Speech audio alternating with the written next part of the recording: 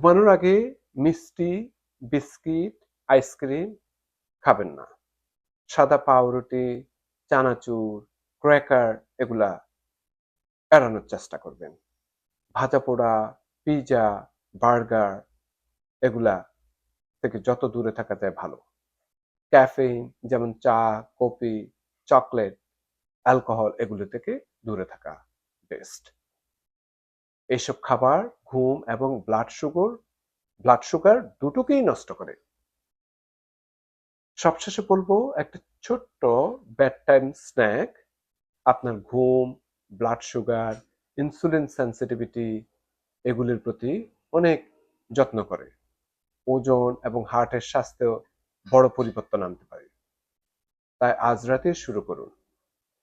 আপনি ১ সপ্তাহের মধ্যে লক্ষ্য করবেন সকালের ব্লাড সুগার, ঘুমের মান, শরীরের এনার্জি এগুলি অনেক পরিবর্তন আসছে। এই ছোট পরিবর্তনে আপনার বড় ফল বয়ে আনার সম্ভাবনা অনেক বেশি। সুস্থ থাকুন, সচেতন থাকুন। আরেকটা ভিডিও নিয়ে আপনাদের সম্মুখে আবার আসবো। আল্লাহ হাফেজ।